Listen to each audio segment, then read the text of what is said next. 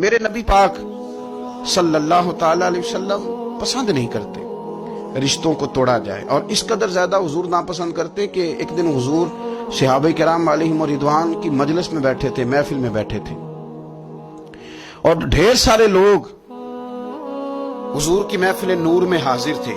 نبی پاک صلی اللہ علیہ وسلم نے نہ کبھی کسی کو اپنی محفل سے نہیں اٹھایا، کافر بھی آتے، مشرک بھی، منافق بھی آتے، وہ ایک سوال پوچھتے تو جواب ملتا، 10 سوال پوچھتے تو جواب ملتا، 100 سوال پوچھتے تو جواب ملتا۔ حضور صلی اللہ علیہ وسلم کھلے دل کے ساتھ ان کو باتیں بتاتے، جس قسم کی وہ بات پوچھتے حضور اسی قسم کا انہیں جواب ارشاد فرماتے۔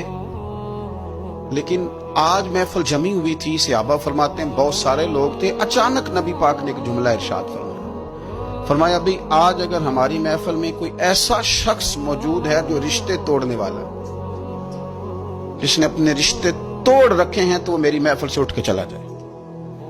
گرا جو ان کی نگاہ سے وہ سنبھل نہیں سکتا۔ اگر کسی نے رشتے توڑے ہوئے جان بوجھ کے بغیر کسی شرعی وجہ اٹھ کے چلا جائے، اس محفل میں نہ بیٹھے، اتنی بڑی بات۔ صحابہ کہتے ہیں کہ اتنا بڑا جملہ بڑا کم سننے میں ملا، اٹھ کے چلے جاؤ۔ اگر کسی شخص نے اپنے رشتے توڑے ہوئے، اب وہ لوگ نہیں تھے جو یہ کہیں کہ پہلے ہماری بھی تو سنیں نا، ہم آپ کو بتائیں گے رشتہ داروں نے ظلم کتنا کیا ہے، ان کی زیادتیاں کتنی ہیں، ہم آپ کو لسٹ دکھاتے ہیں جس میں ہم نے ان کے گناہ لکھے ہوئے ہیں، ہمارے پاس وہ رجسٹر موجود ہے جس میں ہم نے 1 2 3 4 صفحے بھر دی ہیں ان کے ظلم، اب ہم سے سنیں تو صحیح۔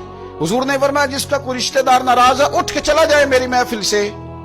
ایک نوجوان اٹھ کے گیا اور اس نے بھی جا کے بحث کوئی نہیں کی، کہتے میری خالہ ناراض تھی، جیسے بھی مجھ سے ہو سکا نا میں نے خالہ کو راضی کیا۔ کیوں؟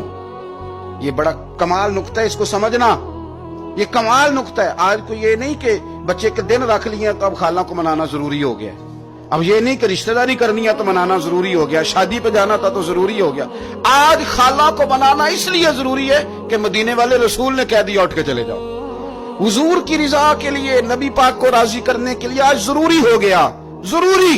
کریم نے فرمایا جس کا کوئی رشتہ دار ناراض ہے اٹھ کے چلا جائے، کہتے ہیں جیسے بھی مجھ سے ہو سکا، جس طرح۔ اس لیے نہیں کہ الیکشن تھے تو ضروری تھا، اور جیسے تیسے بھی تھا راضی کرنا مقصود تھا، اس لیے کہ اللہ رسول راضی ہو۔